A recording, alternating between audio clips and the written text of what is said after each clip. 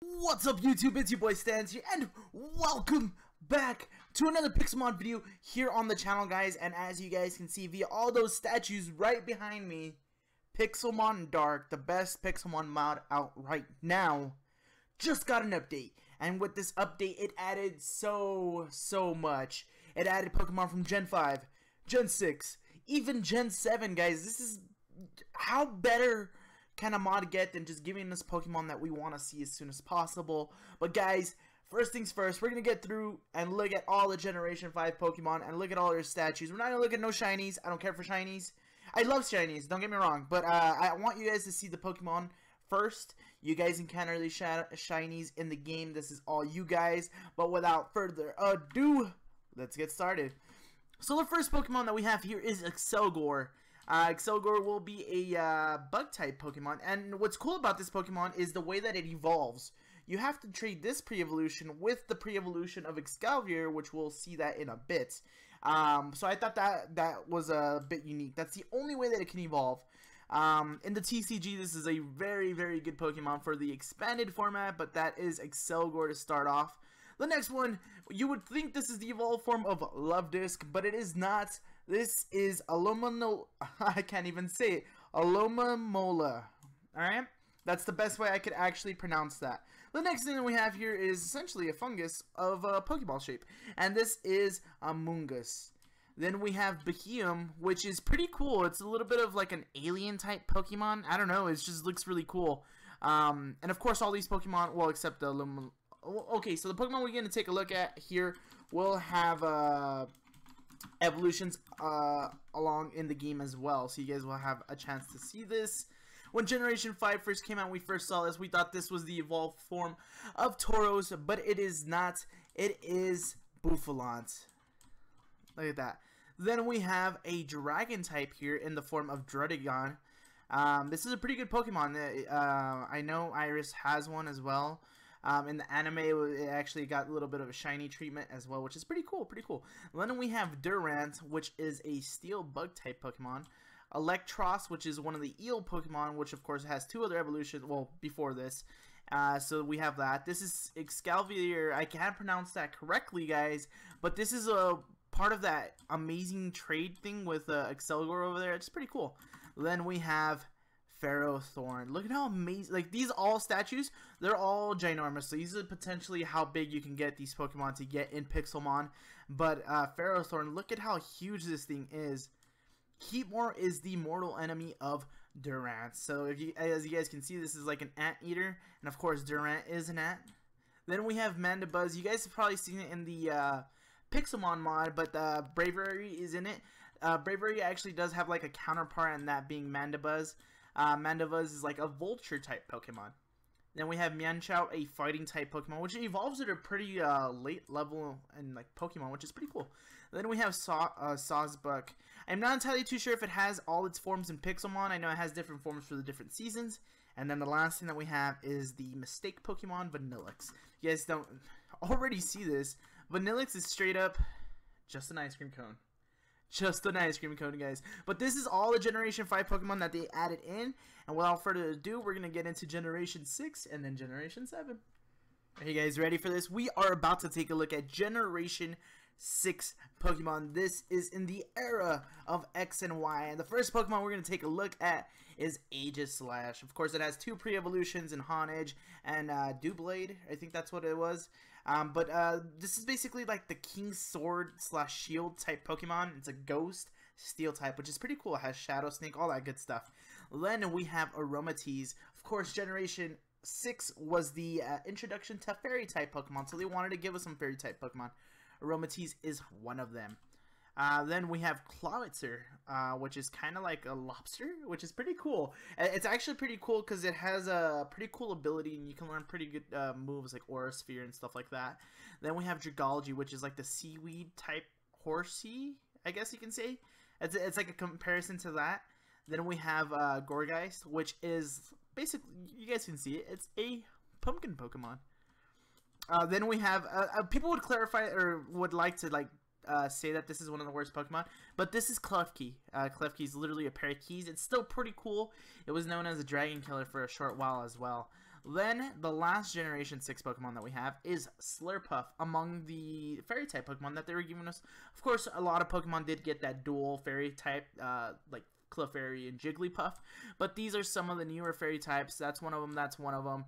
And then, of course, Aromatisse is the other one. But for this Pixelmon update, Pixelmon 1.8, we only got these 7, of course, you know, this one has a pre-evolution, like, they have pre-evolutions, but for the big Pokemon, these are the only ones we got for Generation 6, but guys, this is what's cool about Pixelmon, especially Pixelmon Dark, they gave us Generation 7 Pokemon, too, like, you know, we would have been probably happy with Generation 6 and getting a few of these Pokemon, but now that we have Generation 7, let's take a look at those. The era of Sun and Moon is here, guys. Can you see all those statues behind us? Guys, Generation 7 updated into Pixelmon Dark. Let's, without further ado, take a look at all this good stuff. So the first thing that we have is a Lowland Ninetails. If you guys don't know what Lowland Pokemon are, they're essentially, I can't say that they're copies of Kanto Pokemon because there are the Kanto Pokemon, but they adapted to the environment and whatnot. So of course, Ninetales in Alola is not a fire type, it is an ice type. And the same goes for something like Alolan Trio, where it's just a, what is it, a ground type in Kanto, but now it's a steel type over here in Alola. And this, guys, this was the biggest change. Lowland Executor is a dragon type Pokemon in Alola. Look how tall this is, and then in the Lowland mythology, they say that this form of Executor is the actual form of Executor. So that's pretty crazy. It's talk about, like, it's no longer just a little stump of a palm tree. It's legitimately a big palm tree now. Then we have a Lowland Golem with a little mustache and beard going on there. It is an electric type now.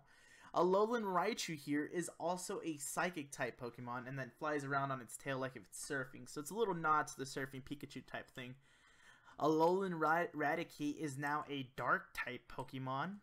But that's it for the Alolan Pokemon that they added in. I think there's still a little bit more like Sandslash that they're going to add in the future. But now to the actual brand new Generation 7 Pokemon like Beware. It's literally a teddy bear. Well, it's a huge teddy bear. It'll break your spine. A Mudsdale. It's like a really, really heavy horse. You know, when you guys play Sun and Moon, you guys do use Mudsdale a lot. Then we have Turtonator. Look at that beast. It is like a turtle, a fire turtle. It's a pretty cool Pokemon though. I'm not gonna lie. Como, I believe it was supposed to be like the pseudo legendary for Sun and Moon. I'm not entirely sure. It just got at the World Championships of Pokemon. They announced a new Z move for Como. Oh, you guys, little spoiler alert there.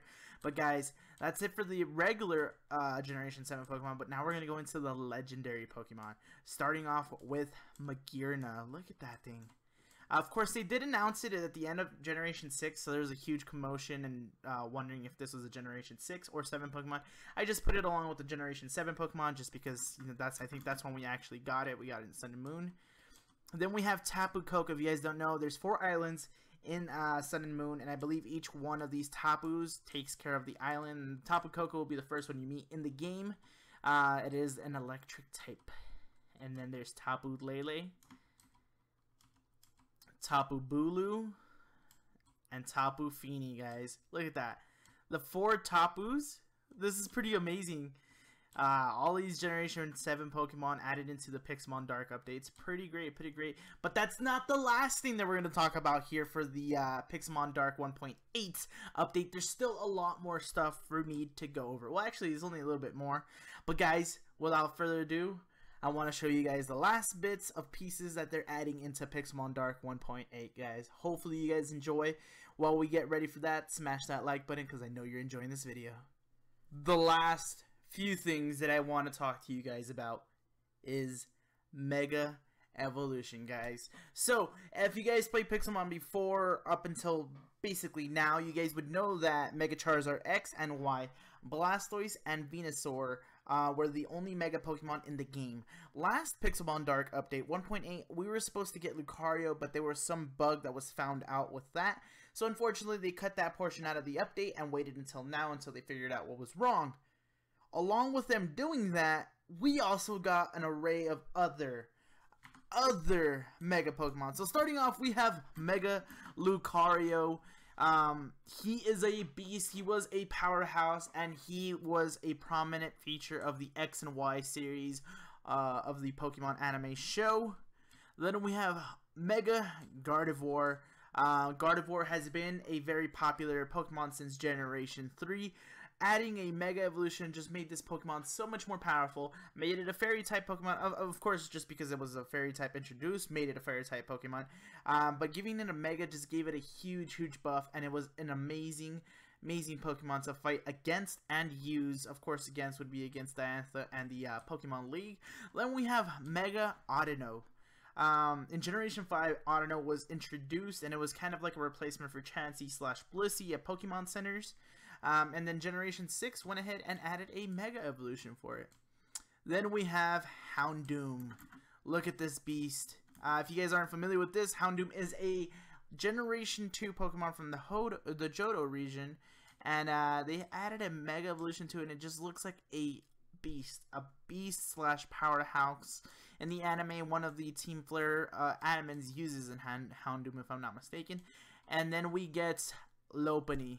Lopunny is a Generation 4 Pokemon that was evolved using Friendship, and then they went ahead and gave it a Mega Evolution. And usually these Mega Evolutions were so they can give the Pokemon more viable options as powerhouses and whatnot. And of course, the last Mega Evolution Pokemon that you guys see here, I can't even get close enough to it, but is Mega Rayquaza.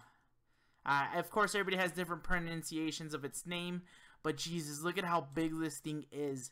If you guys aren't familiar, Rayquaza is Generation 3 Pokemon. It is the Pokemon that stopped Kyogre and Groudon from fighting. There's rumors that we're going to get Primal Kyogre and Primal Groudon in this update, but I guess we just got Mega Rayquaza, which is good, nonetheless. But look at this thing. This thing is a beast. It is a powerhouse. If I'm not mistaken, it's the only Pokemon not to Mega Evolve using a Mega Stone. So that's pretty cool to use too. It was pretty broken too. I think that's why it got like an immediate ban.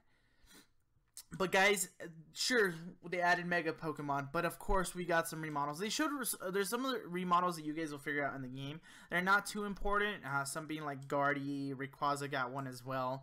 But Nidoking and Nidoqueen are two of the Pokemon that have been in the inception of Pixelmon, if not from the beginning, very close to the beginning. And they were in a dire need of an update. And of course, all the rest of the evolution lines, Nidoran, Nidorino, and Nidorina, they all got themselves some updated, of course, models. But guys, there is a lot more stuff for you to figure out in the servers that you guys play, in Pixelmon single player worlds that you guys play. Some like Togedemaru, if you run into a Pokemon that has some weird texture that's not actually textured. I was running into some bugs right now. Another thing is they added the origin form for Giratina, which I believe may be a bug as well. I tried making a statue of it and it just crashed my game multiple times, guys. But this whole video was just to show you guys the additions to Pixelmon Dark 1.8 and basically 0.9 or whatever, whichever one that we're on right now. But it's pushing us towards the you know, getting better every single time. So Pixelmon Dark is an amazing mod that you guys should be able to play and have fun with. Link will be in the description below. I'll also include the link for their official Discord, so you guys can go in there, and if you guys have any bugs, you guys can report it yourselves as well. But guys, that's going to be it for this video. Hopefully you guys enjoy. Make sure you click that like button, subscribe to the channel if you haven't already. Hit that bell next to the subscription button. With YouTube's new update, I don't know if that bell's even there anymore, guys. But if you do, I really appreciate it if you guys do that. And of course, guys, I'll see you guys next time. Peace!